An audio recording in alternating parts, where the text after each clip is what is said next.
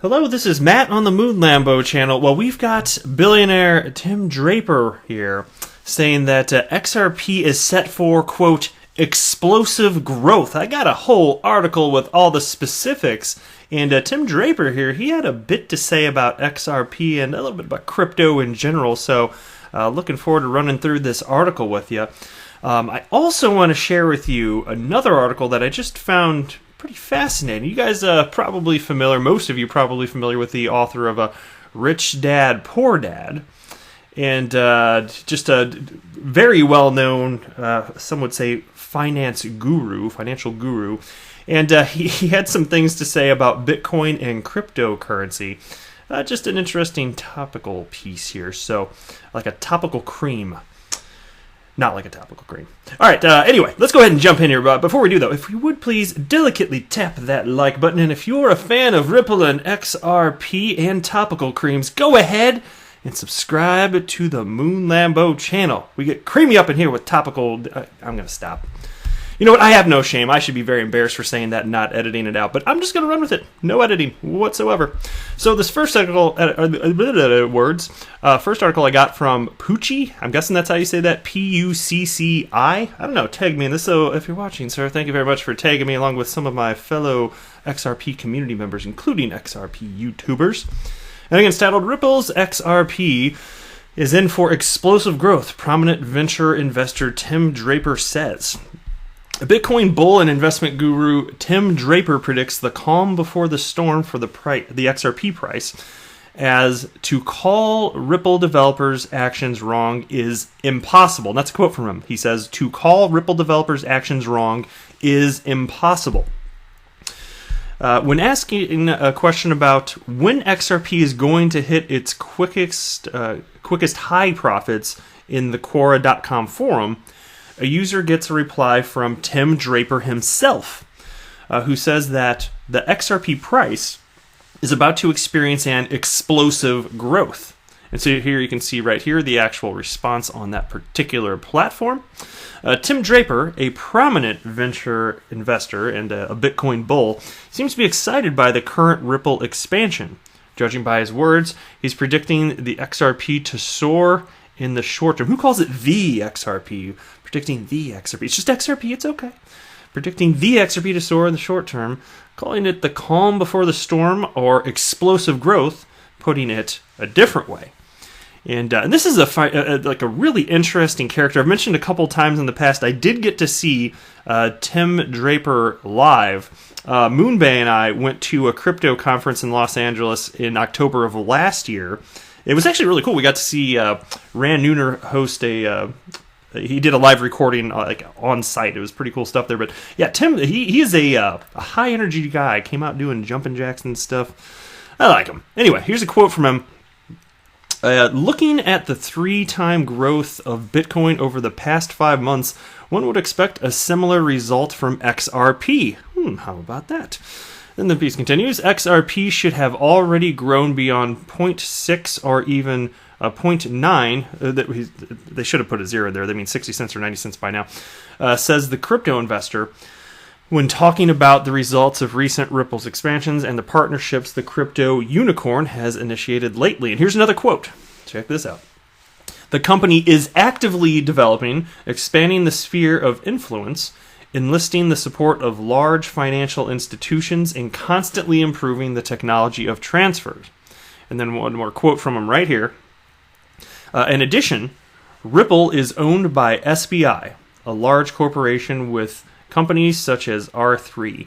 Everything indicates that the current situation, only the calm before the storm, are in our case, before the explosive growth. So he's bullish. And you know, it's fascinating to hear him talk about this because I was trying to think back as I was reading this article for the first time earlier this morning, and I was like, I don't know that I can recall Tim Draper ever even broaching the subject of XRP, because a lot of these guys, because obviously he's mega Bitcoin bull, super duper, and a lot of the guys that are that gung-ho with Bitcoin, they tend to, what I've noticed is they don't tend to want to talk about XRP, and I don't know if it's just because they genuinely don't care, or if it's because the audience that they cater to will feel like they're like sellouts or something if they're fans of Ripple and XRP, because, you know, tribalism and all that crap that I hate. So nonetheless, though, I found it quite interesting here. But nonetheless, anyway, previously, You Today reported that the crypto giant Ripple has decided to expand its presence to Washington, D.C., to be closer to regulators, as per the CEO Brad Garlinghouse, and educate them on crypto and the blockchain. He stated, quote, to Forbes, quote, we're focused on maintaining a dialogue with Washington regulators and policymakers, and being a resource to the Hill allows us to be easily accessible at all times. And the piece wraps up by stating, apart from extending its arms to Washington, Ripple has joined the Blockchain Association. And so that's how the piece wraps up. Now, as far as Tim Draper's stance here regarding explosive growth with XRP, look, you know me, right? Okay, unless you're brand new to the channel, then maybe you don't. I am Mr. XRP Bull, and none of what I'm saying in this video, period, is financial advice.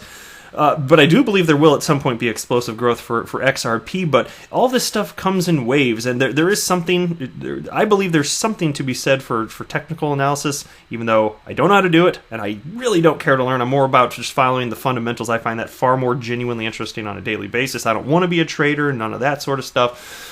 But if you look at cycles, that's why I like following the tech analysts who are genuinely into that. They can be into what they're into, I'm into what I'm into. But I like getting opinions from people that are in the know and do this on a regular basis. And there are some I'll be citing actually in the future videos.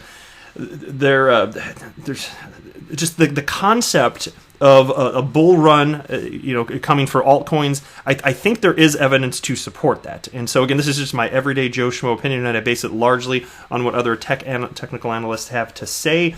And to the degree that I research it myself, I look at charts. I can go back a little bit. Nothing too technical. But just looking at if you just look at an altcoin dominance chart, you can see how every time Bitcoin gets up to a certain particular high. In this case, it's up to, I don't know what it is today. I didn't look. It doesn't matter. Somewhere close to 70%. Historically, over the last 5 years, XRP has indeed, along with the rest of the altcoin market, ultimately increased in terms of dominance. So you have seen that historically, and I'd be surprised if that doesn't happen again here. But what's fascinating here, as far as Tim Draper, he was actually talking about fundamentals here, the partnerships and all of that good stuff. He wasn't actually specifically citing just the frenzy of the market leading to that ultimately, thanks to patterns and this and that and FOMO and all that good stuff. He was actually talking about fundamentals here. I thought that was pretty cool anyway.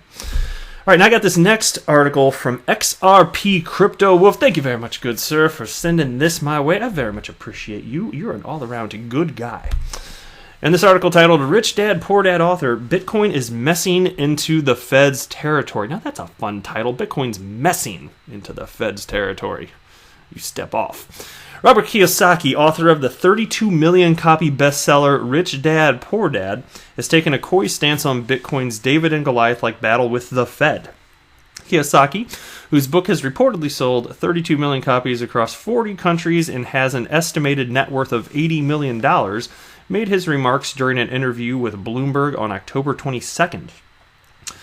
Kiyosaki is no stranger to controversy. His bestseller remains one of the most well-known personal finance books ever written. Yet, he has also become mired in several scandals, notably over his financial education firm's bankruptcy filing in 2012. During the interview, Kiyosaki reiterated his belief in investing in assets such as gold, oil, and real estate. When asked for his perspective on new asset classes, particularly Bitcoin, as if there's multiple new asset classes. The last new asset class came about hundreds of years ago, mind you. But anyway, so when asked about new asset classes, particularly Bitcoin, Bitcoin's not an asset class. It's an asset within an asset class. Anyway, sorry, parsing your words too much. Write it correctly, I won't have to. He gave an arch response. So here's a quote from him. I think it's so interesting. They're taking on the Fed, one of the most powerful banks ever created, and they're messing into their territory.